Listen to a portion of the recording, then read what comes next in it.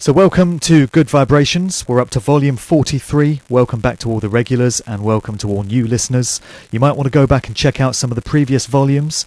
We've covered all kinds of alternative subjects that you don't normally hear talked about elsewhere, from chemtrails to paedophilia in the British establishment, natural law to reincarnation to astral projection, occult symbolism in music, and visual clues in the movies of Stanley Kubrick, to name but a few. We're taking it back to music today, which is, the thing that's close to my heart, and also the guest that we have on. And we're chatting with author and researcher and fellow lifelong music fan and LA dweller, Dave McGowan. Welcome along, Dave. Well, thank you for having me. So, you, of course, are the writer of the series of web articles that were titled Inside the LC, The Strange but Mostly True Story of Laurel Canyon and the Birth of the Hippie Generation. And we've now got the book, which has just been launched, Weird Scenes Inside the Canyon, all about the community, the neighbourhood in Los Angeles of Laurel Canyon, and some of the stuff that has gone on there in music legend and music lore. So, do you just want to start out by telling us what first put you on the path to examining the activities at Laurel Canyon from back in the day? It was entirely accidental. I've gotten, people that have followed my interviews have probably heard this story way more times than they want to. But, basically I've been, a researcher and blogger, whatnot for, since going on 20 years now, since I think my first website went up in 1997. My first book was published in either 99 or 2000. Okay. So I've been looking in the dark corners of the conspiracy world for quite a while now, and I'm pretty familiar with a lot of rather dark and ominous topics. Sure. And but stumbling upon Laurel Canyon was entirely accidental. I grew up here. I've lived here my entire life. I was born in 1960, so I was a very young lad when all of this played out. I had no awareness of it at the time, but I was geographically right here in the area while it was playing out, but had no awareness of it at all. And anyway, back in 2007, 2008, my daughter had gotten me a copy of Michael Walker's book, Laurel Canyon, which had just come out, brand new in 2007, which was really the first mainstream treatment of the Laurel Canyon scene. And I was very interested to read it and took it with me when I went on vacation with the idea that I was going to get away from all of the stuff that I normally, look into in my day-to-day life. I kind of wanted to just escape all of that and turn off my brain and just kind of roll the clock back. And, I figured this would be the perfect light, beach reading, just, conjure up all these great memories of all this music that really provided the soundtrack to my early years, and it didn't quite work out that way. It was, it just was, going to be the perfect escapist entertainment for a vacation. And instead, what I found was that all these alarm bells were going off, and I just could not get through the book quick enough, and just could not wait to get back to my computer and back to somewhere where I could start ordering books and accessing more information on this topic. And, that eventually led to what was initially I envisioned as a very short series of web posts, just kind of an interesting diversion from whatever it was I was working on at the time, which I don't even remember what that was.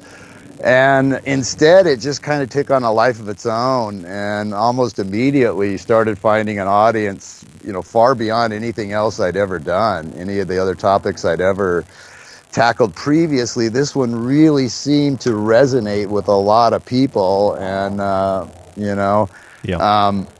and so it just grew and grew and grew, and I started getting feedback from people, and people were saying, hey, have you read this article? Have you read this book? Have you checked out this website? And so with a lot of help and feedback from my readers, it just continued to grow and grow and grow into something that I had never really initially envisioned, and then it eventually reached, book length, essentially, and then I started getting publication offers. Eventually got 3 of them, the first 2 from U.S. publishers who both of whom I just did not really get a good vibe from. I mean, I was very skeptical that any publisher would really handle this material in the way that I thought it should be handled, and I have a hard time turning over control of my material to anyone else, which is why I've been very comfortable working on the web, because I have complete editorial control of my material. Oh yeah. And so I was very skeptical, and I passed on the first two offers, and then ultimately got one from a publisher over on your side of the world in London, Head Press. So now it is a book, and it is contains everything that was in the original series and a whole bunch of additional material. Just lots and lots of a new preface, a new foreword, I think 5 new chapters, a new epilogue, a bibliography, an index, and various augmentations of some of the existing chapters. So Okay. it is the very same story, but greatly expanded and augmented now. And a couple people actually have not realized that I'm the same person that wrote the Inside the LC articles, and have kind of accused me of basically stealing. Hey, didn't you steal this story from that guy on the internet? So the crux of the story is looking at the hugely disproportionate number of artists, music artists and groups that congregated in the Laurel Canyon community towards the end of the 60s, and this is what was termed the counterculture, sort of anti-establishment, birth of the hippie movement, basically. And as I say, there was just a huge number of artists that, for one reason or another, just seemed to flock to that area, whereas legend and lore has it that the hippie movement was birthed up in San Francisco, in the sort of Haight-Ashbury area of that city, which is not really the case, is it? No, it's not. That's one of the strangest things about this story, is that it's only very, very recently, like I said, Michael Walker was really the first one to do a book-length treatment, and there's been a few others, Canyon of Dreams by Harvey Kubernik, and Hotel California by Barney Hoskins, and some of the work by like John Einerson and Richie Unterberger and Barry Miles have touched on it, but still to this day, it's a very downplayed, the whole Laurel Canyon scene. And whenever virtually anyone thinks of the 60s and the hippies and the flower children and that whole music and countercultural scene, their mind immediately goes to Haight-Ashbury, which is viewed as the birthplace and the spiritual center of the whole hippie movement. And yeah, that's one of the great myths, because it actually began down here a couple of years earlier and was a much, much bigger scene, just spawned a mind-boggling number of bands and solo artists that, far more than San Francisco produced, and it was here that, the hairstyles, the clothing styles, all of the things that would become the trademarks of the hippies and the flower children all actually began here. And that, even that aspect of the story is really unknown by even people living, like me and all the people that I grew up with. Most people in LA, even LA natives do not realize that there was this hugely influential scene here that actually preceded the parallel scene up north. Yeah. The famous Scott McKenzie song should have maybe been called "If You're Going to Laurel Canyon, Be Sure to Wear Some Flowers in Your Hair," and not San Francisco. That would have been good. It really, yeah. because there was this whole vibrant scene there, and just an amazing array of bands. Everyone from the Byrds, Buffalo Springfield, Frank Zappa and the Mothers of Invention, Arthur Lee and Love, the Mamas and the Papas, the Turtles, the Monkees, the Beach Boys, the Three Dog Night, Captain Beefheart, various bands that Graham Parsons put together, International Submarine Band, Flying Burrito Brothers, a whole bunch of them that I'm leaving out because it's impossible to remember them all. I always leave out a whole bunch of them. Steppenwolf, Alice Cooper, strangely enough, really? Part of the scene. Just people you wouldn't even expect that they don't even quite seem to fit in, as well as just an array of singers and songwriters. Carole King and Joni Mitchell and Judy Collins and Judy Sill and Jackson Browne and James Taylor. And various songwriters before, they kind of made their name for themselves. People like Paul Williams, Warren Zevon, and then in the latter stages, you had all these just giant like super groups come out of the canyon, like Crosby, Stills and Nash, and Young, the Eagles, Fleetwood Mac was it didn't start out there, but became part of that scene when they added Stevie Nicks and Lindsey Buckingham. And so some of the biggest albums of all time, like the Hotel California and Rumors and CSN's first album, some of the first albums that just went into the stratosphere were products of the Laurel Canyon scene. So hugely influential scene, with just so many artists that to this day are these iconic household names. Yeah, really. I think I forgot the Doors, actually. Jim Morrison and the Doors, of course. Oh yeah. And and all kinds of others that I'm forgetting. There's just an amazing array of these hugely successful and talented artists that poured out of that scene and really shaped the musical landscape and the cultural, the youth culture landscape for the 1960s, far more so than Haight-Ashbury, which was basically an outgrowth of the initial scene in Laurel Canyon. Yeah, and the Beach Boys were involved in that as well, you said. To some extent, they were, yeah. They lived in and around there, and they hung out with the other musicians. Brian Wilson was actually just very, very highly regarded by a lot of the people on the scene. He was pretty much viewed as like the premier musicians, composer, arranger, whatever of that era. Just considered just a massively talented guy, and. They should have maybe been the Canyon Boys. They should call themselves the Canyon Boys. Their squeaky clean image doesn't exactly fit with the scene, but they were they were bopping around, and I mean a lot of things about the Beach Boys don't really fit in with their squeaky clean image. Like Charles Dennis Manson hosting connections. Charlie Manson as a house guest for the entire summer of 1968. There you go. Yeah, that doesn't quite fit in with their image either. Not really, no. And where are we picking up the story with all this? We're going back to what, 1964, 65? Would it be? Yeah, thereabouts. Yeah, 64, 65. I mean, the first band to really make their mark was the Byrds, who I believe were signed and released their first single circa 1965, which was Mr. Tambourine Man. And they were the trailblazers. They were the ones that really started the whole folk rock, revolution, which then quickly split into several other factions: country rock and psychedelic rock and sort of introspective singer-songwriter genre. And those were all basically pioneered to a large extent in Laurel Canyon.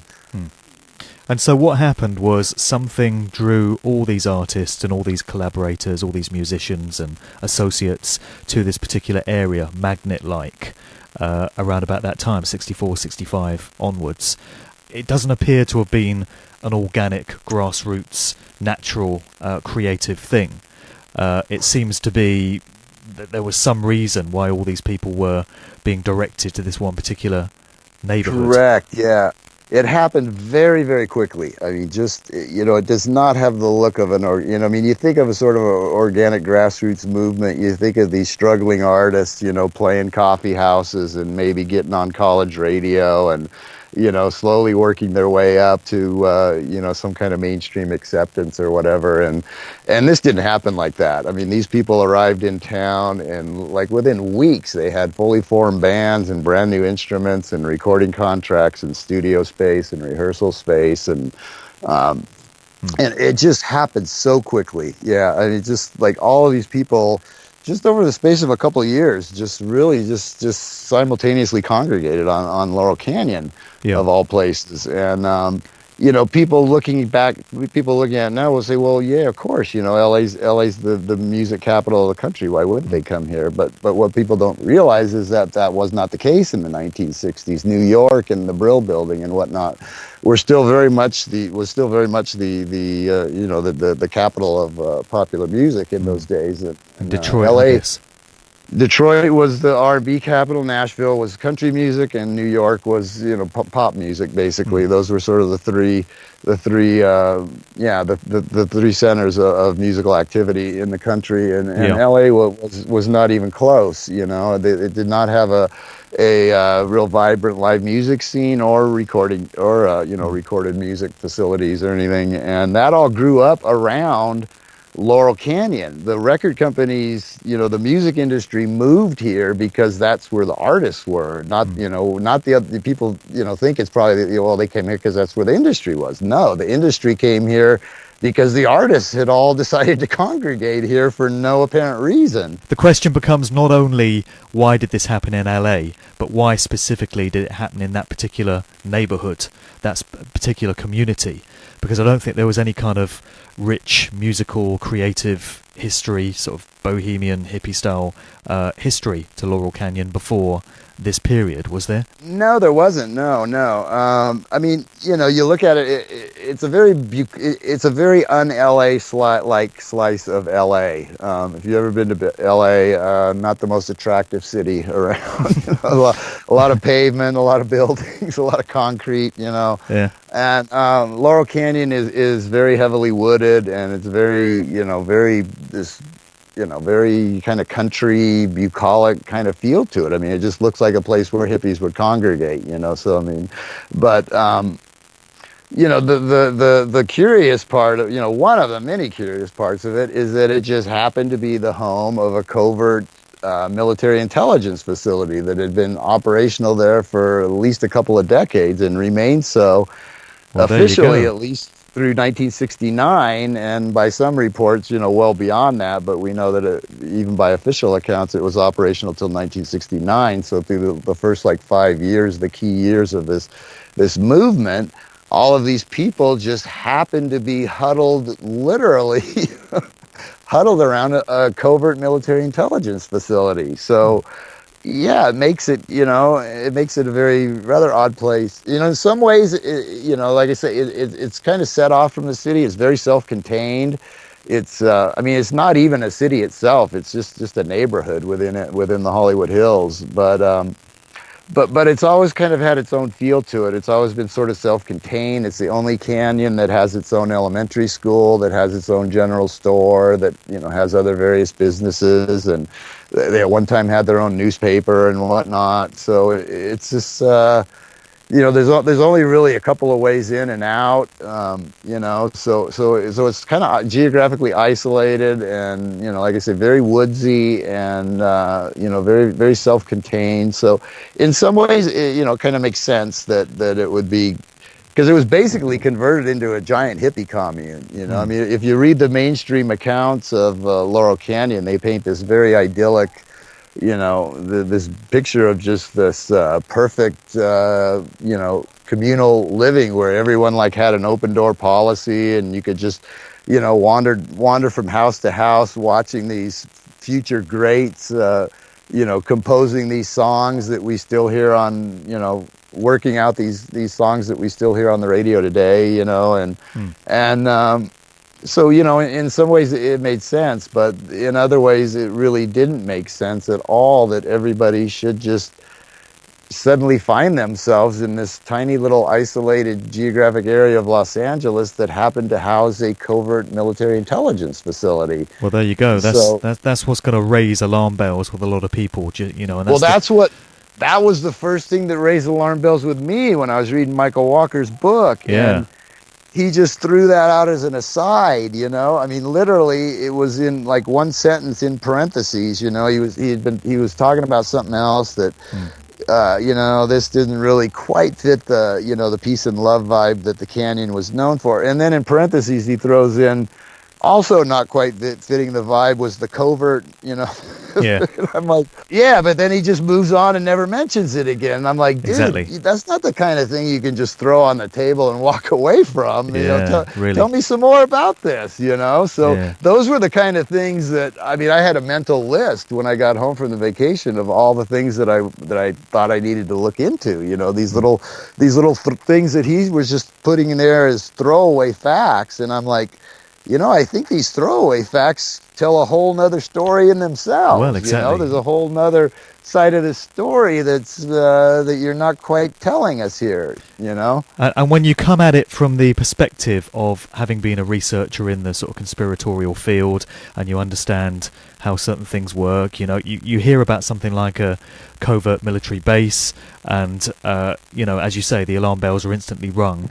And I know that you've done a lot of research into the family backgrounds of a lot of these key musicians, and there's some very interesting things that you can dig up there in terms of what their families did, what many of their fathers did. The most famous example would surely have to be Jim Morrison's father.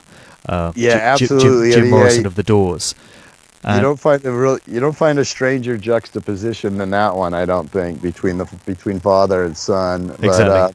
But, my background definitely helped. I'm kind of a walking encyclopedia of conspiracy facts and figures. Walk us through the Jim Morrison connection first, and then we'll look at some of the others as well, some of the more interesting Jim ones. Morrison, definitely one of the most unlikely rock stars. Jim Morrison's dad, which had never been reported before it first appeared in my web series in, I think, 2008, was actually the Navy admiral who was in charge of the fleet of ships that was involved in the Tonkin Gulf incident, the notorious Tonkin Gulf incident. He was actually the commanding officer of those ships. And as listeners may or may not know, that was, of course, the incident that led America directly into a ground war, a very bloody and prolonged ground war in Southeast Asia. We had already been involved before that, but that was what provided the justification to introduce ground troops and turn it into a complete bloodbath. And it's been all but officially acknowledged that the incident likely didn't even happen. That the ships never actually came under attack, and classic false flag. Classic false flag. And the classic false flag was orchestrated directly by Jim Morrison's dad, and almost simultaneous with him emerging out of Laurel Canyon as this fully formed icon of the anti-war crowd. Exactly. So that was a very strange. I mean, literally, it was just like, there's pictures of Jim Morrison seeing his father off as he's about to set sail on the Bonhomme Richard, which is the ship that he was, was the commanding officer on. And there's pictures of him sitting on the bridge of the ship with his dad, and you'd never even know it was Jim Morrison. This real short-haired, clean-cut, very collegiate, conservative-looking young man. Seeing his dad, the admiral, off, and literally months later, his dad's orchestrating the war, and not long after that, this completely different-looking and acting Jim Morrison, comes out of nowhere as this larger-than-life iconic figure. And it was an amazing transformation that he went through in a short amount of time, and just this very bizarre juxtaposition of who the father is and who the son was. And what did you make of Jim Morrison's death at the age of 27? Have you got any reflections on whether there were any suspicious aspects to that? Because people say that he was like an original member of the mythical 27 Club, all these artists that just happened to die at the age of 27. Well, I mean, there's a lot of there's a lot of reason to be suspicious about the death of Jim Morrison. I feel so, yeah. No autopsy, no viewing of the body. They had it in the ground before they even publicly announced that he was dead. It's like, oh, he's dead, but don't come and try to see the body because it's already in the ground. Yeah. In a sealed coffin in an unmarked grave in some cemetery in France where it shouldn't be. But, the whole thing was just really weird.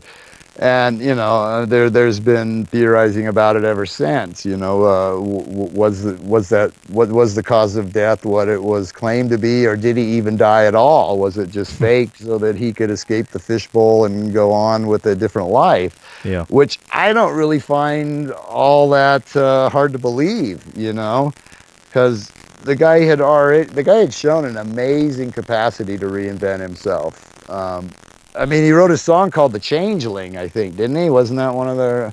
if you look at pictures of this guy pre-Doors, and then during the Doors heyday, and then during the latter years when he decided that he was actually a reclusive poet, and put on a lot of weight and, heavy beard it looks like three different people, they don't, it's the pre-Doors, this short-haired collegiate guy, and then the Adonis, Doors guy, and then the latter years, so in just a period of 5-6 years, the guy had kind of rebuilt himself 3 times, in 3 completely different personas. Yeah. So I don't find it at all hard to believe that he could have done so once again and gone on to whatever it is that he wanted to do. I have no idea, but I don't really find that all that hard to believe, really. Yeah.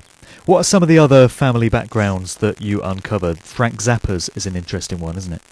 Frank Zappa was a very interesting one. His dad was a chemical warfare engineer, initially assigned to the Edgewood Arsenal, which was not only the home base, longtime home base of U.S. chemical warfare research, but has been implicated repeatedly in various unclassified MK Ultra documents as a hotbed of MK Ultra research as well.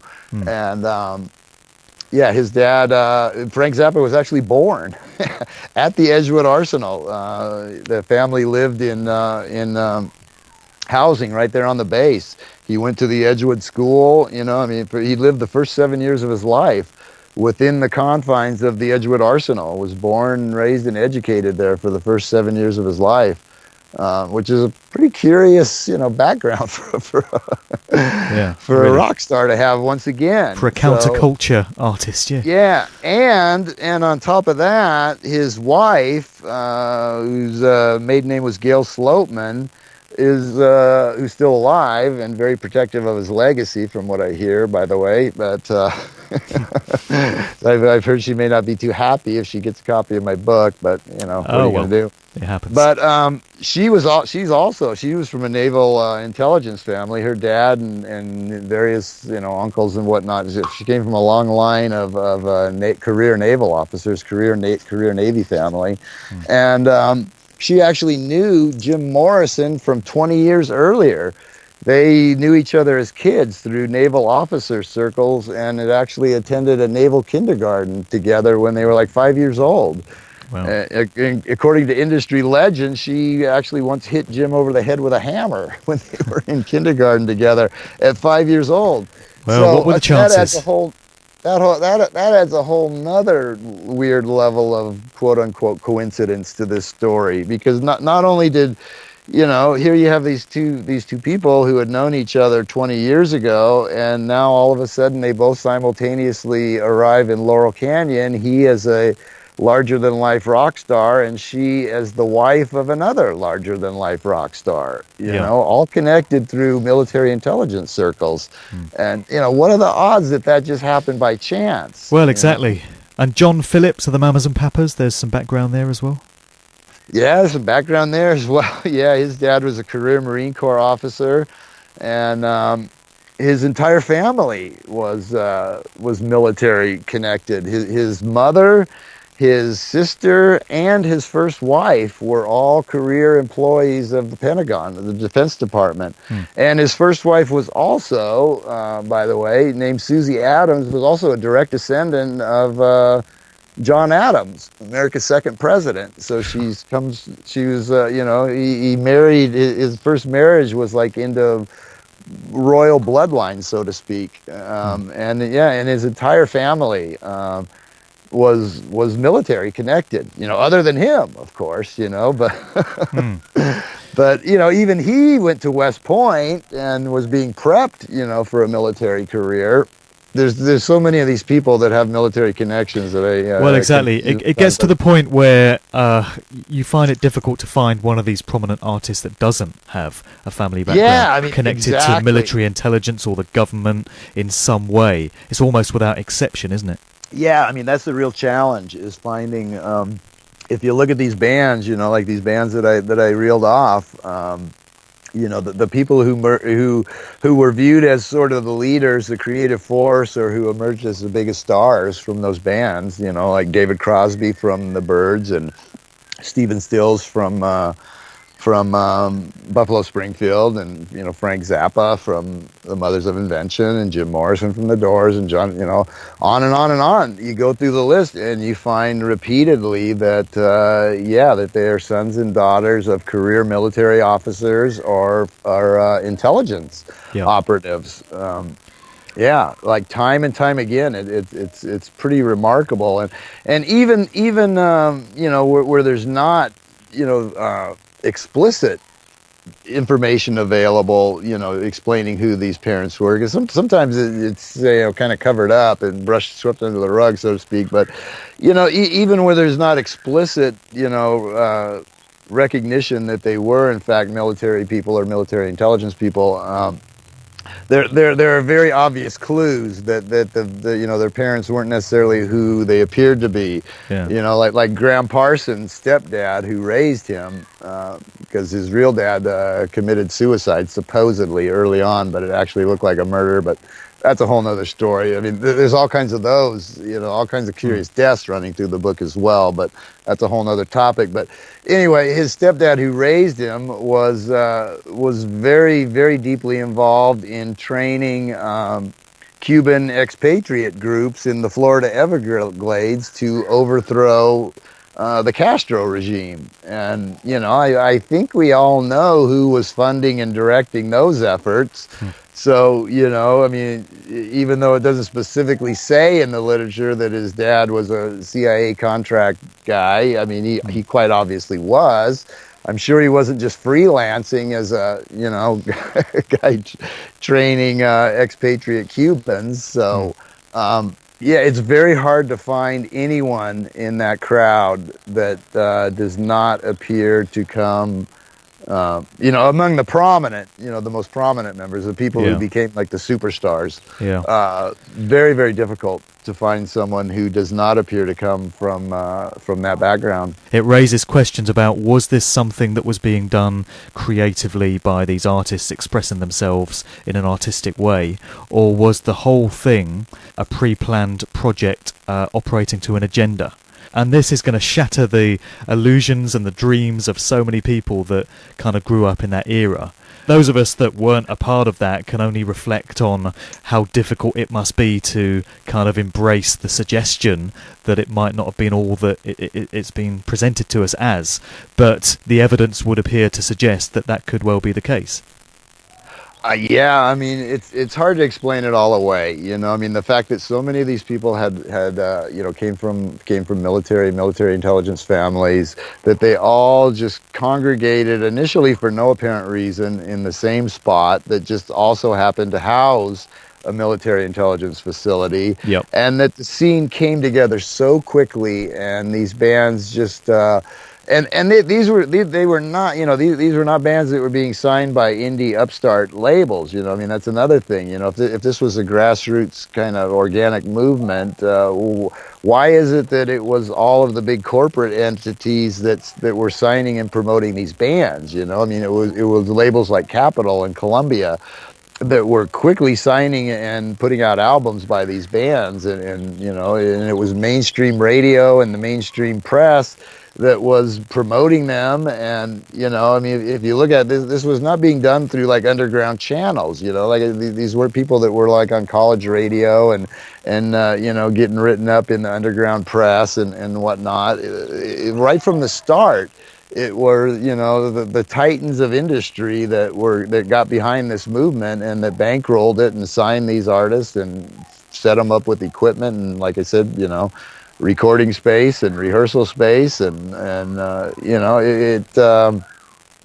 the more you look at it, the more the pieces just don't seem to fit together as this organic, grassroots movement that was, a thorn. And also, there's the fact that this movement was supposedly a big thorn in the side of the establishment. These were people who were, causing trouble for the powers that be and rocking the boat. And yet all of the people that were behind, all of the money that was behind them was corporate money.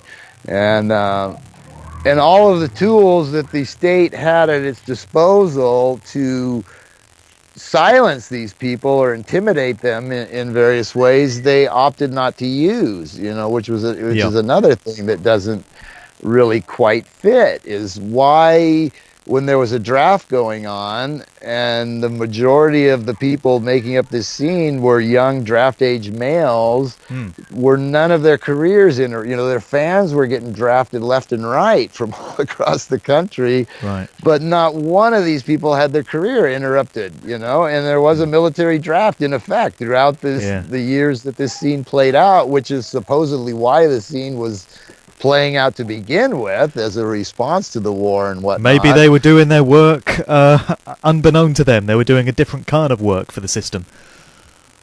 It seems that way. I mean, it really does, and the fact that the police, gave these people a free hand, despite the fact that they were, not only openly using, but openly promoting and at times wholesale trafficking drugs through the area, and yet the police pretty much turned a blind eye to all of that, so there are certainly ways that the state could have stepped in and made trouble for these artists if these artists were in fact causing trouble for them, and it would not have required any heavy-handed approach. All it would have required was was not letting them skate by on their draft notices, which repeatedly happened. I mean, they received draft notices, but they all managed to get deferments in various ways. And it's always written off as, he got a deferment, but he didn't take a shower for a couple of days, and he went into the draft board and acted crazy, or he did this or that. And I mean, come on, every kid in the country was pulling that shit in the 1960s, trying to avoid the draft, but it didn't work for them, but it always seemed to work for these guys, repeatedly, time after time after time. They managed to avoid the draft, and they managed to avoid getting arrested or serving any time for their numerous, criminal offenses that they were known to be committing, quite openly. So, so there's a lot of problems with the view that this was, an organic movement and a movement that was positioned to the status quo. So this leaves the suggestion that it was an exercise in social engineering and sort of mass mind control of the public, and particularly young people, the young people that will be following these bands and these artists. And I think the idea was to get young people turning on, tuning in and dropping out, so to speak, because this went hand in hand with LSD culture that seemed to kind of coincide with this whole movement. Timothy Leary and everything that he was doing. He's admitted that he was a part of the CIA, working for the CIA. And the idea seems to have been to get young people who might otherwise have been objecting to the Vietnam War and going on protest marches and all of this, instead just becoming hippies and chilling out and getting groovy and listening to this music and getting stoned. Yeah, exactly. And Leary was actually there in the earliest years of Laurel Canyon. Had a home there for a while, and was involved. And I mean, his whole ethos was tune in, turn on, drop out, and I mean the hippie ideal really, basically what the message from the hippies was basically, you can't fix the world, so the best you can do is kind of create your own, and go off and create your own little commune, create your own little slice of paradise, and don't worry about what's going on in the rest of the country, the rest of the world, which is fine for your little group, but that's not the way to affect real social change in society, by withdrawing into your own little your own little meditation group or whatever. And that was basically the message, just drop out, You can't fix it. Just drop out and create your own little ideal community. Great way of disengaging large numbers of young people from activism. Exactly. That is the way I see it. I mean, the way we're supposed to see it is that the hippies were the activists, but I see it as a way to absolutely to sabotage activism. Yeah. And at the same time as all these music artists hanging out in Laurel Canyon, there were a bunch of up-and-coming Hollywood, or Hollyweird, as some people call it, actors that were hanging out there as well, I believe. Was that the likes of Dennis Hopper and Peter Fonda? Would it be people like that? Correct. It was the what are generally termed the Young Turks, which was Peter Fonda and his I guess you could call them Turkettes, Jane Fonda and Bruce Dern, Jack Nicholson.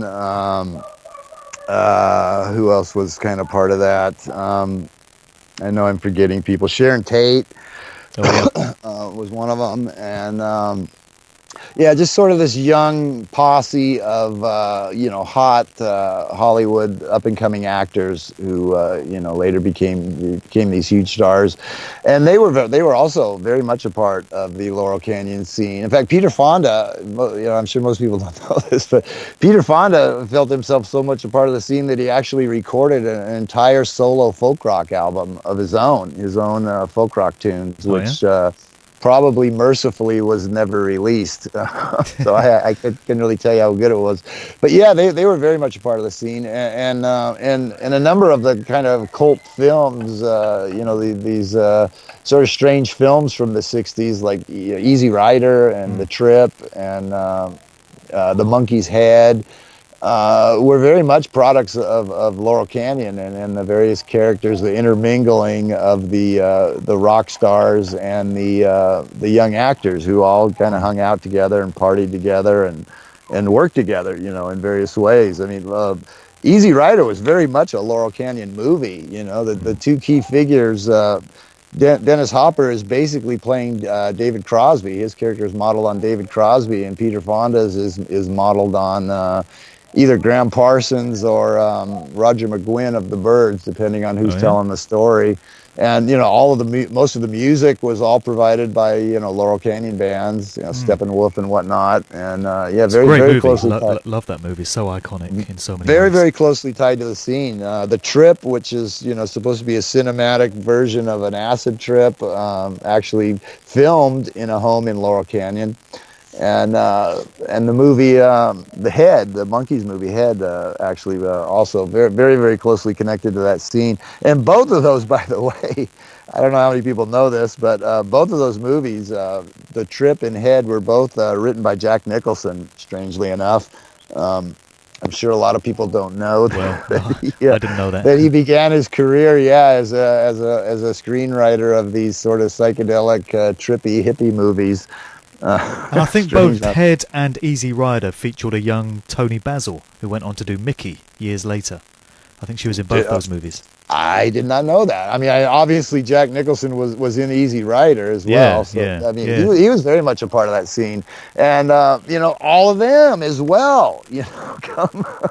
Crazy. There's more connections there. Sharon Tate's dad, Lieutenant Colonel Paul Tate, U.S. Air Force intelligence. Dennis Hopper acknowledged before his death that his dad had been an intelligence operative all the way back to the OSS days. The pre-CIA. His dad was a career intelligence operative. He acknowledged it himself. And Peter and Jane Fonda's dad did Navy intelligence work. Henry Fonda did Navy intelligence work during World War II, and he was connected to through marriage. He was connected to very high-level members of the Mussolini regime and to the Rothschild family, actually. So Henry Fonda may not have been the warm and cozy liberal that we. All American guy. Yeah, it's very rare I do one of these podcasts without the name Rothschild popping up somewhere. They do seem to get around. Really? Yeah. Well, every conspiracy meme pops up in this story, whether it's the Rothschilds, the Rockefellers, I don't even know where to begin. You know, they're all Skull and Bones is in there. Bruce Dern's uncle, I believe, was a prominent Skull and Bonesman, and his step parents were Eleanor Roosevelt and Adlai Stevenson or something. He had deep political connection, or he's still alive. You know, so again, you know, virtually every one of the Young Turks, you know, you can find the same curious, you know, deep political and intelligence connections, and yeah, all these names that, you know, that are sprinkled throughout the conspiracy community, they pop up over and over and over again, you know. Didn't you say one of the prominent studio producers for many of these musicians was called Paul Rothchild? I think you said that in another interview. Paul Rothchild, yeah, spelled without the S. So we don't know if he's a bona fide Rothschild, or if he's adopted the name, or if he's not. According to all official accounts, he was not a Rothschild, but, you know, I wouldn't rule it out. You know, I mean, I don't make that claim in the book because, according to all official accounts, he is not a Rothschild, and the name is spelled differently. But that doesn't always mean that you can't always rely on that. As I've pointed out in a recent interview, you know, the current topic that I've been working on is the Lincoln assassination and John Wilkes Booth, and recently found out that Claire Luce Booth, who spells the Booth on her name with an E, and, you know, was obviously a very, very widely regarded as an intelligence operative, as was her husband, Henry Luce, who founded Time and Life and Sports Illustrated and I don't know what else. You know, very much regarded as a CIA couple, and he was Skull and Bones as well, actually, Henry Luce. And you know, I found out very, very recently that, lo and behold, she is actually a descendant of the very same Booth family as John Wilkes Booth, but her branch of the family added the E onto it many generations ago to try to conceal that fact, so that she would not be connected to it. So it's not unheard of. It's not unheard of for these people to, you know, to use different variations in spelling in their names and stuff to throw people off the scent. But do I have any concrete evidence that he was, in fact, a member of the Rothschilds? No, I do not. Yeah. But, you know, it's possible. That's I remember John C. Reilly's character in the movie Boogie Nights, the Paul Thomas Anderson movie, was Reed Rothschild. He played a porn star called Reed Rothschild, without the S again. So that was an interesting choice of name for that movie. I couldn't help thinking. Yeah, I saw that movie. I don't remember that movie was basically a Hollywoodized version of a brutal quadruple murder that occurred in Laurel Canyon, you know, on Lookout Mountain. You know, the story's told much more literally in the movie Wonderland with Val Kilmer. But yeah, the Boogie Nights contained a very, very stylized version of it, and yeah, that was one of the and as I said earlier, that's another thing that doesn't quite fit with this scene, is all of the violent deaths that were so closely associated with it. And well, yeah, I mean, the Sharon Tate murders are obviously the ones that spring to mind straight away. Those are the two, prime examples. Was the 5 victims murdered on Cielo Drive that actually occurred in Benedict Canyon, a couple few canyons over, but virtually all of the people involved, both victims and perpetrators, were very much a part of the Laurel Canyon scene. You know, Folger and Frykowski were actually living on Woodrow Wilson Drive, right across the road from Mama Cass's house, and Jay Sebring was very closely tied to the scene. He was the guy that was credited with creating Jim Morrison's iconic hairdo, his Alexander the Great hair. And he was a business partner of John Phillips. And, Sharon Tate frequently hung out in Laurel Canyon. She was friends with Mama Cass, and John Phillips was known to be a frequent visitor to their homes. And so all of the people, although the murders occurred in Benedict Canyon, all of the people, and Manson and his followers were Laurel Canyon regulars too. So very closely connected. And then the second one was the quadruple Wonderland murders, which occurred right in the heart of Laurel Canyon. So those are just the two most notorious acts of violence that were very closely associated with that whole scene. Yeah, There it's were all very very strange. many others. Yeah. What happened to the whole Laurel Canyon community then as the 60s turned into the 70s? Did it just kind of dissolve and disintegrate and everyone gradually moved away and started sowing their musical seeds elsewhere? I mean, how did it all Yeah, kind of break down and dissipate? just sort of started to dissolve. It would appear like in the mid '70s. For one thing, cocaine came flooding in there and just really changed the whole vibe of the canyon.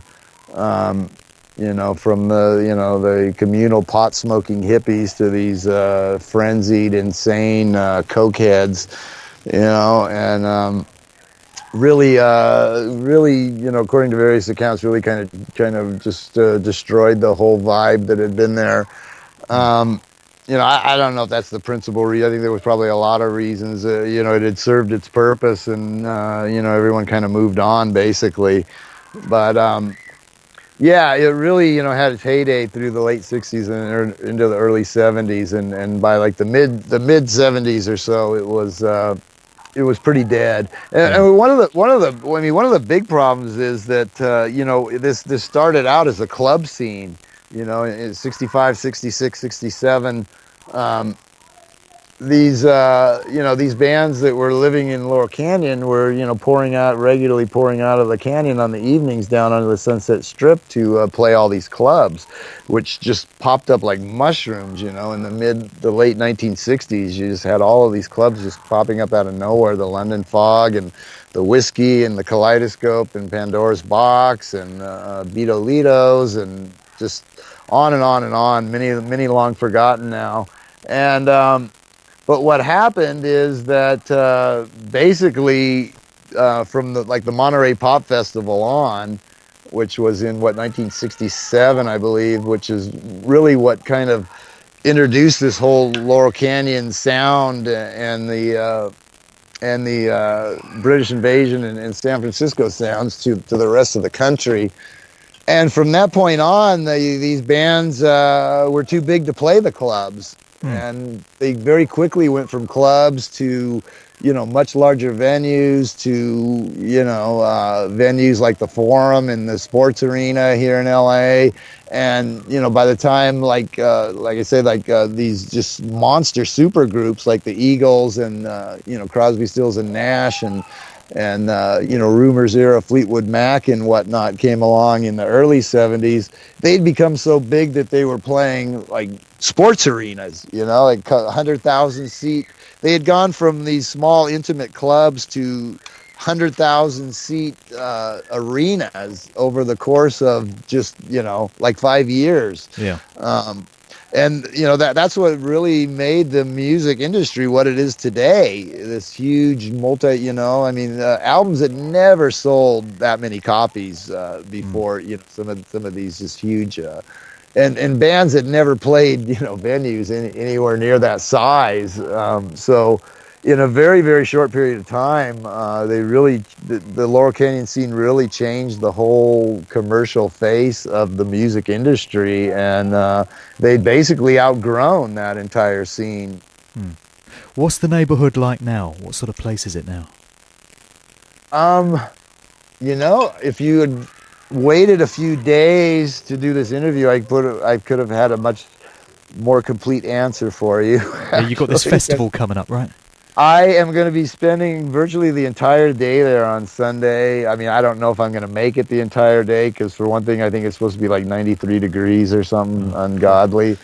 And but yeah, there's a 12-hour street fair going on from 11 a.m. to 11 p.m. and I'm going to be there mingling with the locals and hanging out and answering questions. And I mean, I've driven through there a number of times. I've gone on photo missions in there, taking pictures of all of these, formerly, iconic type places, or what's left of them, because, a lot of them are gone. The log cabin's gone, the Houdini mansion, whatnot. So I've spent time there. I've been through there. I've taken pictures there. I've walked through that and whatnot, but I've never really really kind of hung out for any, like spent a whole day there and mingled with the locals and whatnot. So Does it I still don't have a know, reputation for being sort of bohemian and kind of, hippie-ish in its very feel? much, very much so. The people, this friend of mine who's a local artist who actually lives there is the one that invited me to participate in this, and she introduced me to the couple of the organizers who look like they're straight out of 1969. One of them's known as Hippie John. That's his name, Hippie John. That's what everybody calls him, apparently. Yeah. And so, yeah, they kind of still think of themselves to some extent as Latter-day hippies. At least a portion of the locals do. And there's no, there's still some people, Zappa's widow still lives there in his, former home, I believe. And, some stars still come out of there, more recently. I mean, not like real recently, but, Slash, the, guitarist for Guns N' Roses was born and raised there. He kind of grew up there in the 70s during the latter days of the scene, and then emerged as a star in his own right. And one of the guys in the Chili Peppers, I think Anthony or Flea, maybe Flea. I think Flea or maybe Kai. I'm not sure. One of those two also grew up, was born and raised there, and then emerged as a star in his own right. And Rick Rubin, I don't think he does anymore, but The Def Jam guy. Until fairly recently, he was the occupant of the gigantic mansion that sits just north of the log cabin that was, by industry legend anyway, at one time occupied by Errol Flynn and later by Jimi Hendrix, while he was briefly living in the area. And so it's a home with a Hollywood pedigree, and fairly recently occupied by Rick Rubin, who had a home studio there and recorded. Various artists have recorded there, like System of a Down, I think, and Guns N' Roses actually filmed the video for November Rain at the home on the terrace of this Laurel Canyon home. So there's still some musical presence there to some degree. There's still scattered remnants, I guess you could say, of its former glory. Yeah. There's something about the 1960s to suggest that the control system really kind of stepped up its game big time in that decade. I mean, when you factor in like JFK, Bobby Kennedy, Martin Luther King, Malcolm X, you got the start of the Vietnam War, the Black Panther movement, all the civil rights movements that were going on, LSD, the psychedelic era. So much happened in that decade that changed society and sort of changed the world and was responsible for so many ripples that spread forth. And you look at you look at the 1950s and the 1970s, and there was some stuff going on in those decades, but they were relatively low key by comparison. A lot went on in the 60s, and it seems that decade had been earmarked for massive social change. Oh, very much. Yeah. I mean, I basically came of age in the 1970s, which was quite possibly the most culturally vapid decades of all time. But yeah, the 60s was, it was a seriously, there was just so much going on with, you had the Black empowerment movement with the Black Panthers. You had the Gray Panthers, fighting for elderly rights. You had the women's liberation movement. You had the anti-war movement. You had leaders being picked off, one by one. JFK, RFK, Martin Luther King, the leaders of the various leaders of the Black Panther movement, were being picked off as well. Malcolm X, it was.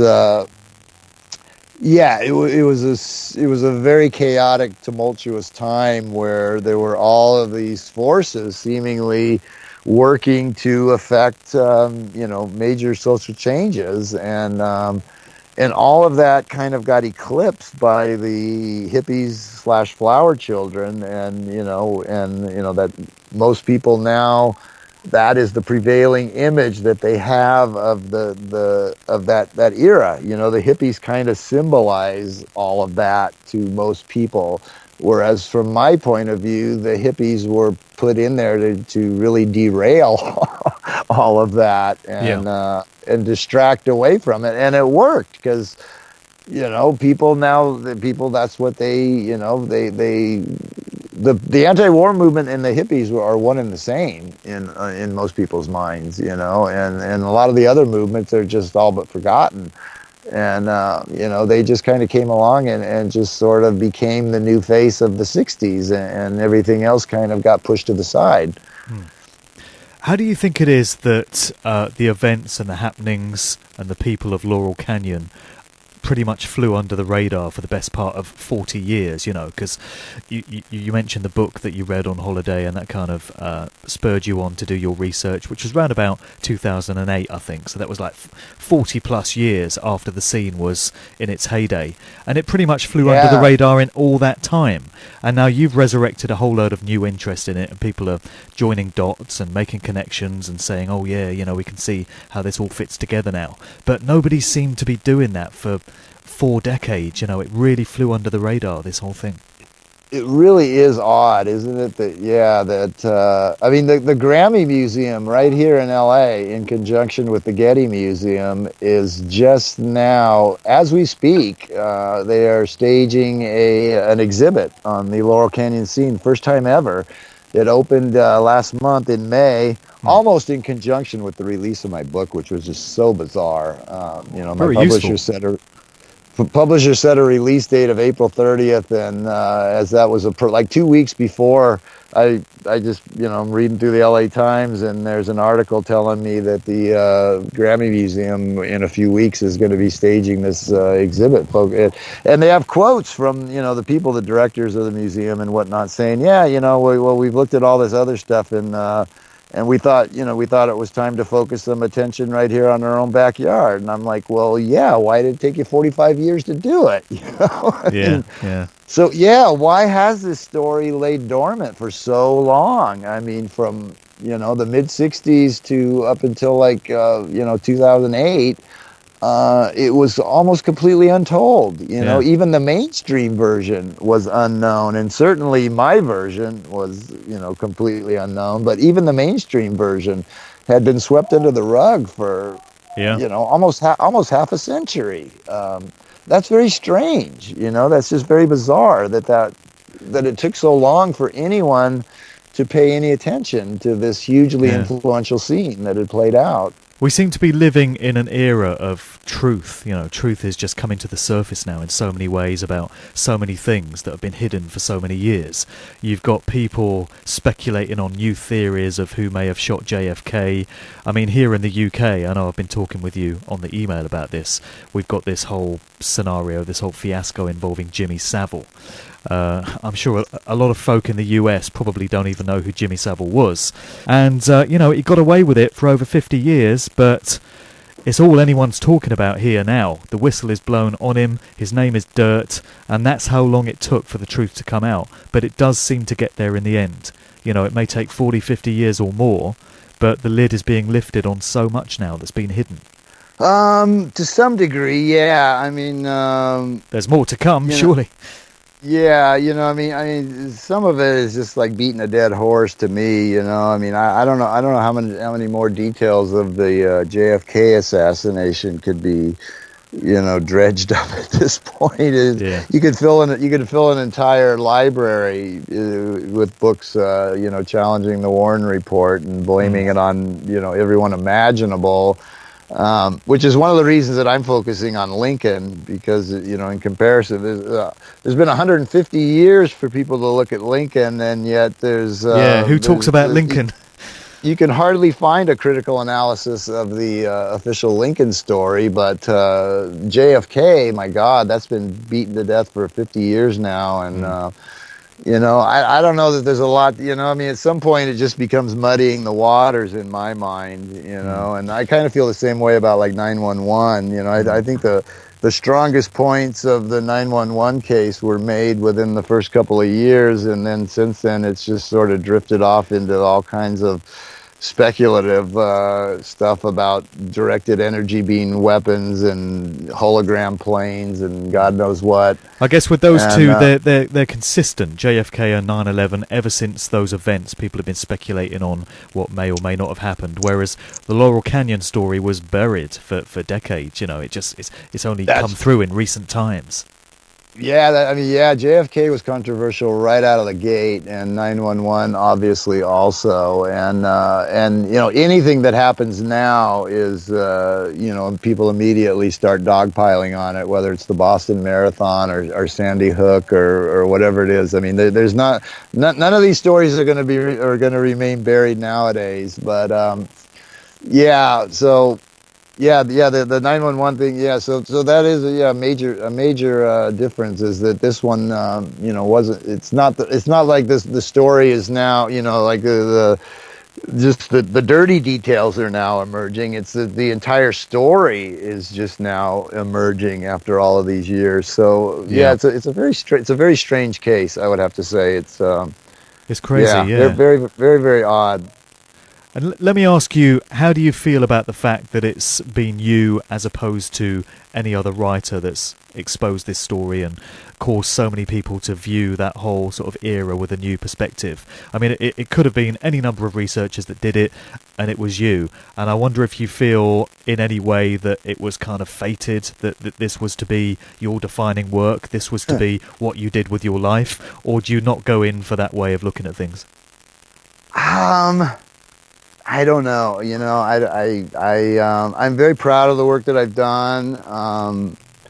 You know, I mean, when I first started this, when I first reported that you know who Jim's dad actually was, which had been completely buried for 45 years, no one it had never been in print. And you know, when I first put it out, I got blasted from all directions. People were challenging it, saying, "What's your source for this?" I've run extensive searches, and I can't find any printed reference material to back you up. And I was saying, I know that because no one's ever put it in print before. That doesn't mean that it's not true. It just means that nobody ever put it in print before, you know. And so, you know, I took a lot of heat for that. And then strangely enough, a couple of years later, the admiral, who was still alive up until a few years ago, passed away. And only then, in his obituaries, did the mainstream media finally report that he was, in fact, exactly who I said he was. And which was kind of cool because it all of a sudden gave me a credibility that I didn't have before. And some of a lot of my critics kind of quietly you know, retreated back into wherever it was they came from, you know, and that you know, that's one of the things that really lit a fire under this story, was that. So I'm very proud of it to a large degree. People tell me all the time, you know, hey, thanks for completely ruining the 60s for me, or thanks for ruining the Doors for me. I can't listen to my favorite band anymore, you know. And I'm like, I'm sorry, I don't know what to tell you. Well, you know, the truth is the truth, and it doesn't care whether you like it or not. It carries on being the truth. Whether it's faded, I mean, I've been accused of that. People have basically kind of tried to paint this as like I was handed this story by I don't know who, my handlers, I guess. I don't know, for lack of a better word, specifically to position me as sort of the reigning authority, the go-to guy on rock and roll conspiracies, specifically so that I could then, be the disinformation agent, you know, in that, or some, people have painted these bizarre scenarios, not true, you know. I mean, of course, I'm going to deny that. People have to draw their own conclusions, but you know, I've certainly been accused of that. But you know, whether it was, I don't know. I have no idea why I am the person who broke this story. I really don't. I'm very proud of the work that I've done, though. I think I'm very proud of the book. I'm very proud of the way it came out, and you know, people are going to draw whatever conclusions they're going to draw. But, you know, I know what my motivations are, so that's all you're nobody in this game until somebody calls you out as a shill. It goes with the territory. I have been called controlled opposition, a limited hangout artist, a shill, a fraud, a fake, a phony, you name it. It's CIA insider. On my own Facebook page, a disinformation Yeah. tard. That was my favorite one, disinformation tard. That's what. Oh yeah. I couldn't even begin to tell you all the names that I've been called on my own page, and some of them are still on there. I try to maintain a free speech zone, but there are limits, you know. Well, exactly. One person actually started dragging my 80-year-old mother and my daughter into it, which I drew the line there and banned them because they have nothing whatsoever to do with this, and I thought that was just way out of line. Exactly. But for the most part, I'll let people have their say. You know, they can accuse me of whatever they want. It's We've got the very important thing to do of telling people where they can get hold of the book. And I think you'd probably like to recommend some non-Amazon sources for the book. So let people know where they can find it. Well, I mean, my first preference is to get it directly from me on my website, where I am selling signed copies, which is www.davesweb.cnchost.com is the homepage. If that's too hard to remember, you can just Google my name, and it'll generally be the first link that comes up, or Google the Center for an Informed America. And once you get to my homepage, you will see various links to the book order page prominently placed around my page. And I am selling single copies and multiple copies of Program to Kill, and also my previous book, I'm selling Weird Scenes. I'm sorry. My previous book, Program to Kill, I'm also selling either singly or in a discounted combo package with the Weird Scenes book. So I have various options available to purchase either one separately or together. And can't quite compete with Amazon because they're pretty brutal with their pricing policies, but I'm doing the best I can.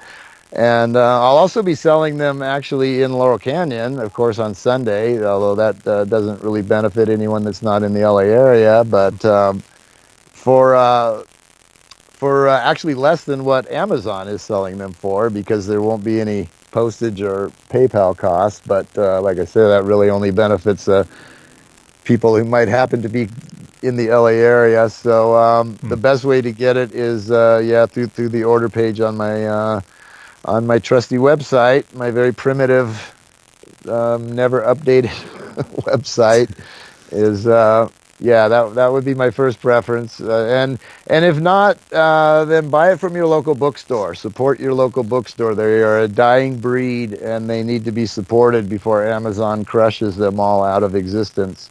Yep, indeed. And your work on the Lincoln assassination, that's a web series right now, right? That's not a book. It is. All of my stuff, all of my books actually started as web series, and people actually have asked me if I'm going to turn this one into a book, and I do not, as of now, have any plans to do so. But it's there's 7 parts up. I actually have a part 8 that I'm going to be putting up probably this weekend, and it's almost done, and many more to come. And it's a fascinating topic to me because, like I say, there's so few people that really know anything at all about the Lincoln assassination. There are people throughout the conspiracy community that can talk to you for days on the minutia of the JFK assassination, but virtually no one that really has any kind of detailed knowledge at all on the Lincoln assassination. And it's every bit as fascinating and every bit as bizarre, the cast of characters and the deaths surrounding it and whatnot. There's so many parallels to. It just makes you realize that the more things change, the more they stay the same. And a lot of people like to think that if we could just, a lot of people have these benchmarks. They like to think, well, if we could just roll the clock back to before 9/11, everything was great then, or if we could just roll, if we could just go back to before they took out Kennedy, everything was wonderful then. And I think what this series offers is, the perspective that things have always been pretty screwed up. It was messed up then, folks, as well. Yeah. Yeah, it was messed up. It was messed up well before 911, well before JFK, well before whatever your benchmark is. Yeah. Things have not changed all that much from 150 years ago, really. And with John Wilkes Booth, you get into some of the descendants of the Booth family, and one of them that you mentioned was Sherry Booth, better known as Sherry Blair, the wife of the psychopathic mass-murdering war criminal Tony Blair, which is a bit of a crazy one, isn't it? It's amazing, isn't it? Yeah, that a direct descendant could in very recent times become I don't know what you call them over there, the First Lady of England. I don't know what you. There's lots of things she's called, really. I can imagine. And this hugely influential Claire Booth Luce, who was in fairly contemporary times, and that's just one of the weird things. You don't see like descendants of Lee Harvey Oswald, sitting in the House of Representatives or something like that. Not really. That doesn't happen all that often. Or Sirhan's grandson, being a Supreme Court justice or something. You don't really see that. But with the Booth family, they're still very much prominent in both the U.S. and in the U.K. and in various political positions. It's just kind of odd, really. Yeah. Great to talk to you today. Thanks a lot for joining us. No problem. Thank you.